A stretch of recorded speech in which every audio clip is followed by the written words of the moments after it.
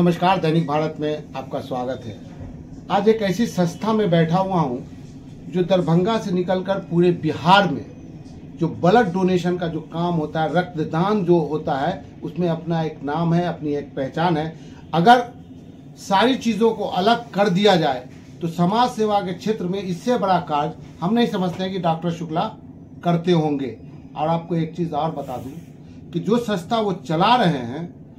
वो सालों दर साल चल तो रहा है, लेकिन हर साल घाटे में चल रहा है और ये दूसरे बिजनेस का पैसा इसमें झोंक रहे हैं। हालांकि एक बिजनेसमैन को ऐसा नहीं करना चाहिए, लेकिन समाज सेवा की एक ऐसी भावना इनके अंदर बैठी हुई है। घाटे में चलने के बाद भी इतना अच्छा इंफ्रास्ट्रक्चर, इतने अच्छे स्टाफ और साफ सुथरा खून लोगों को सप्लाई करते हैं, लोगों को जीवन दान करने का काम करते हैं। तो डॉक्टर शुक्ला जो किसी परिचय के मोहताज नहीं है, आज मेरे बगल में बैठे हुए हैं। आज पप्पू यादव, जिनका आज 56वां जन्मदिन है, उस अवसर पर उनके पार्टियों ने फिर एक बार रक्तदान शिविर लगाया है। और कहाँ लगाया है? वो लगाया है डॉक्टर शुक्ला के रक्तदान जो उनका सेंटर है वहाँ लगाया है। और दरभंगा के लोगों की दरभंगा और क्या मिथिला के लोगों की पहली पसंद यही होती है कि अगर कहीं रक्तदान शिविर लगाया जाए तो वो जेन्युइन जगह पे लगे, जहां लोगों की सही माने में सेवा हो और लोगों को इससे बेहतर कोई जगह नजर नहीं आती है। तो चलिए आज कुछ तीखे सवाल करते हैं डॉक्टर शुक्ला साहब से, और क्यों ऐसा कर रहे हैं, वो क्यों घाटा का सौदा कर रहे हैं। अब एक बड़े ब्रांड हो गए हैं, बिजनेसमैन हो गए, बावजूद उसके एक समाज सेवा की जो भावना है, उनमें जो पैसा वो झोंक रहे हैं, इसमें इन सारे मुद्दों पर इनसे हम सवाल करेंगे। सर, आपका बहुत बहुत स्वागत है चैनल में। जी, बहुत बहुत धन्यवाद। सर, जो दरभंगा नहीं मिथिला में, नॉर्थ बिहार में अगर कहा जाए तो विश्वास का एक पात्र बन गया है शुक्ला ब्लड बैंक, और घाटे में चलने के बावजूद भी आप इसको चला रहे हैं। क्या कहना चाहेंगे सर आप? सबसे पहले तो आज इस पावन दिन के शुभ अवसर पर, यानी कि हमारे पप्पू भैया जो पप्पू यादव के नाम से जाने जाते हैं, उनके 56वें जन्मदिन की वर्षगांठ पर मैं उनको हार्दिक बधाई देना चाहूँगा। उनके लंबे उम्र और उनके स्वस्थ रहने की कामना करता हूँ, और पप्पू भैया को प्रणाम भी करता हूँ कि उनके इस जन्मदिन के अवसर को मनाने के लिए उनके कुछ ऐसे कर्तव्य हैं, उनके द्वारा किए गए काम और उनकी शोहरत है, जिसके कारण उनके जितने भी जनता उनके हैं और जिनके भी उनके पार्टी के जितने सदस्य हैं, सभी आदमी आज एक सामाजिक कार्य यानी कि ब्लड डोनेशन का कार्य संपादित करने हेतु हमारे शुक्ला मेडिसिटी ब्लड बैंक में पधारे हैं। मैं उनका बहुत बहुत आभार व्यक्त करता हूं, उनको प्रणाम करता हूं और उनके लंबे जीवन और स्वस्थ जीवन की कामना करता हूं। मैं बता देना चाहूँगा कि शुक्ला मेडिसिटी ब्लड बैंक की स्थापना किसी कमाई के लिए नहीं की गई थी। इसके कमाई की प्रश्न तब उत्पन्न होती है जब हमारे मन में ये बात हो कि मैं ब्लड बैंक खोलूँ और मैं पैसा कमाऊँ। इसका उद्देश्य यह नहीं था कि मैं पैसा कमाने के लिए ब्लड बैंक को खोलूं और पैसा अर्जित करूं, इकोनॉमी अर्जित करूं। इकोनॉमी अर्जित करने के लिए अनेकों सारे तरीके हैं, जैसे मैं गवर्नमेंट जॉब में भी हूं,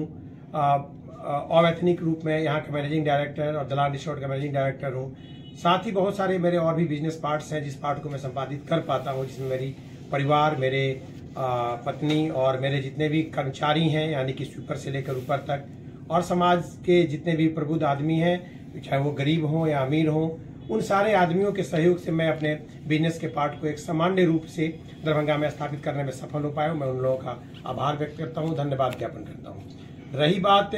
इस ब्लड बैंक के विषय में, तो मैं बता देना चाहूँगा कि सरकारी ब्लड बैंक और प्राइवेट ब्लड बैंक के बीच में सरकार के मानक के हिसाब से जो ब्लड का कॉस्ट लगाया गया है, पुट किया गया है, उस ब्लड दोनों में लगभग 50% से 60% की डिफरेंसेस होती है। जो ब्लड हम लोग यहाँ पे अभी उपलब्धता सरकारी ब्लड बैंक में जो 1000 रुपये में होनी चाहिए, उस ब्लड बैंक का गवर्नमेंट के द्वारा जो निर्धारित वैल्यू है, प्राइस है, वो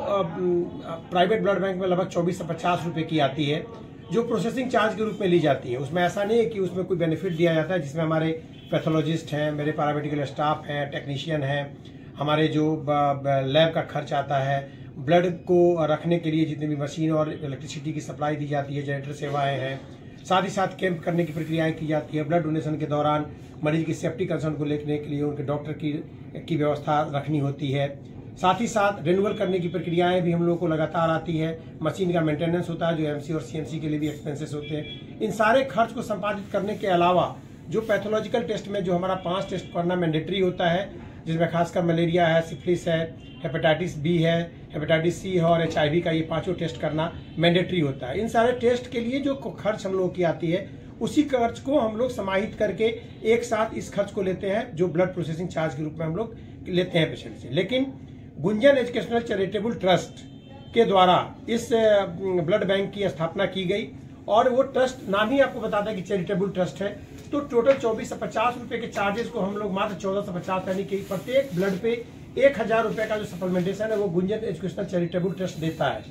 तो हम ये नहीं बोलेंगे कि हमारे ब्लड बैंक को घाटा लगता है, बट ये कहेंगे कि निश्चित रूप से गुंजन एजुकेशनल चैरिटेबल ट्रस्ट के सहयोग से हम इस पार्ट को चला पाते हैं। साथ ही साथ उसी एजुकेशनल ट्रस्ट के तहत ये हॉस्पिटल भी चलता है। तो जितने इस जगह की, जितने हम लोग की एरिया की सप्लीमेंटेशन है, लगभग 2000 स्क्वायर फीट की जरूरत पड़ती है, ये मुझे फ्री ऑफ कॉस्ट मिल गया है, तो उसकी भी कॉस्ट मुझे देनी नहीं पड़ती है।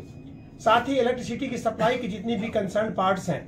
तो वो भी हमारे जो रोज द मेरी सिटी ब्लड बैंक, रोज द मेरी सिटी जो हॉस्पिटल मेरा है, इसके ही इलेक्ट्रिसिटी पॉइंट से हम लोगों ने इस पार्ट को चला रखा है। तो अलग से जनरेटर की व्यवस्थाएं करना, पैरामेडिकल स्टाफ की व्यवस्था करना, इन सारी चीजों में हम लोगों को खर्च बहुत कम लगता है और इसी कमी को हम लोग पूरा करके एक समाहित करके हम लोग इस ब्लड बैंक को आराम से चला पा रहे हैं। हम यह नहीं कहेंगे कि ओवरऑल अगर हम बोलेंगे तो ये घाटे का सौदा नहीं है, बिल्कुल ये कह सकते हैं कि समाज को सुरक्षित और सुरक्षित ब्लड सप्लाई करने के लिए हमारा एक संस्था है, जो संस्था कम से कम रेट पे गुंजन एजुकेशनल चैरिटेबल ट्रस्ट की मदद से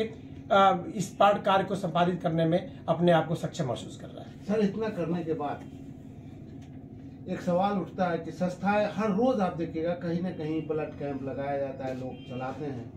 लेकिन मेरा सवाल फिर वहीं पे आके अटक जाता है कि शुक्ला मेड सिटी विश्वास का पात्र कैसे बन गया सर? लोगों का विश्वास, इतना अडिग विश्वास यहाँ से क्यों बन गया और लोग पहली पसंद जो आज की तारीख में मैं देखता हूँ बाजार में, तो वो शुक्ला मेड सिटी है। देखिए, इसके पीछे कारण ये है कि मैं मरीजों के प्रति अपने आप को समर्पित कर रखा है और मैं ही नहीं, मेरा जितना भी स्टाफ है, चाहे वो स्वीपर से लेकर हो, गार्ड से लेकर हो, और हमारे मैनेजिंग डायरेक्टर जो मुकेश कुमार सिंह जी हैं ब्लड बैंक के, इनकी एक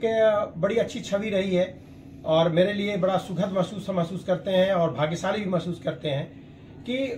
ब्लड बैंक के क्षेत्र में इन्होंने अपना लंबा समय arm force medical college Pune में इन्होंने अपना दिया है और वहाँ का एक्सपीरियंस जो एक हमें यूं कह सकते हैं कि आर्मी की सुरक्षा के लिए सरकार भी बड़ा प्रतिबद्ध होता है कि क्योंकि वो सुरक्षित अगर सीमाओं पे काम करता है तो हम यहाँ सुरक्षित महसूस करते हैं अपने आप को। उन संस्थाओं में इन्होंने बड़ा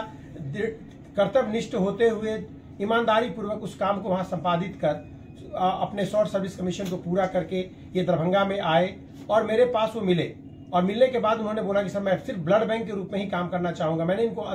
दूसरे विभागों में भी काम करने का अवसर देने का मैंने इनसे रिक्वेस्ट किया, लेकिन सीधे शब्द में इन्होंने बोला कि सर मैं सिर्फ ब्लड बैंक का ही काम जानता हूं और मेरी पहचान उसी से है, तो मैं ब्लड बैंक में ही काम करूंगा। और इन्हीं के कहने पर मैं इस संस्था का ये किया। जितनी भी मानक हमारे ब्लड बैंक की होती है उन सारे चीजों को फुलफिल करने में इनका बड़ा अहम योगदान है। मैं तो सिर्फ इनको सप्लीमेंटेशन देता हूँ गुंजन एजुकेशनल चैरिटेबल ट्रस्ट के द्वारा और इस पार्ट को ये बड़े अच्छे से संपादित करते हैं। साथ ही साथ मैं बता देना चाहूंगा कि ये तो सिर्फ मेरे इंफ्रास्ट्रक्चर है,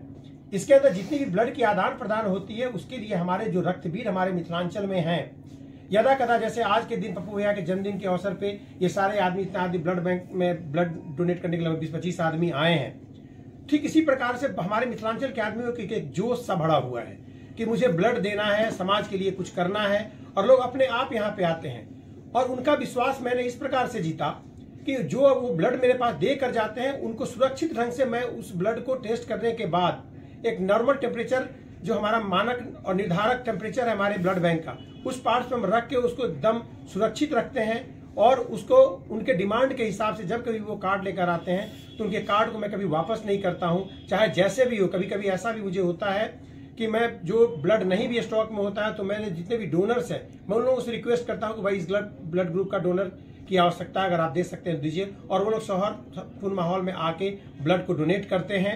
और हम लोग ब्लड उनको सप्लाई दे पाते हैं। ऐसा नहीं है कि ब्लड मेरे पास है मैं नहीं दे रहा हूं, या ब्लड नहीं भी है तो मैं देने की उनको कोशिश करता हूं। उनके दिल में एक विश्वास जरूर जगा देता हूं कि ये शुक्ला मेडिसिटी ब्लड बैंक आपके इस विकट परिस्थिति में आपके साथ खड़ा होने की कोशिश कर रहा है, और मैं आज तक सारे रक्तवीरों के सहयोग से अपने आप को सफलतापूर्वक उनके पास प्रस्तुत करने का काम कर चुका है, और यही मेरे लिए बड़ी भाग्य की बात है। और सौहार्दपूर्ण माहौल में मैं सबका सेवा कर पाता हूँ, यही मेरे विश्वास का जड़ है। एक आखिरी सवाल, जो लोग नेक काम करते हैं, अच्छा काम करते हैं, उन पर आलोचनाएं भी होती हैं, उनकी आलोचना भी होती है, और ऐसा नहीं है कि आप उससे अलग हैं। तो जो लोग आलोचक हैं, उनकी आलोचनाओं को आप कैसे लेते हैं? मैं बोलता हूँ, आलोचना आप जितना करेंगे मैं उतना बेहतर करने की कोशिश करूंगा। आलोचना तो तभी होगी ना जब आप जिंदा हैं, काम कर रहे हैं। जो मरे हुए होते हैं उनकी तो आलोचना होती ही नहीं है। तो जब आलोचना मेरी हो रही है, दैट मीन्स कि मैं जिंदा हूं, और मैं जब जिंदा हूं तो मैं कुछ अच्छा ही करके दिखाऊंगा। और उनके आलोचनाओं में मुझे यह लगता है कि जब कोई आलोचना करता है तो मैं ये पहले यह देखना चाहता हूं कि जो आलोचक मेरे हैं, वो मेरे आलोचक जो आलोचना कर रहे हैं, कितने हद तक उनकी आलोचना मेरे लिए तर्कसंगत और सही है। अगर उनकी आलोचनाओं में मुझे भी तर्कसंगत और सही लगती है तो मैं उस आलोचनाओं को दूर करके नए आयाम को पाकर उनकी आलोचनात्मक बातों को काटने की कोशिश करता हूं, और कोशिश करता हूं कि वो आलोचना जो मेरा वो कर रहे हैं वो कुछ न कुछ दिन बाद मेरे प्रशंसक बने उन चीजों को देखकर। धन्यवाद सर, बात करने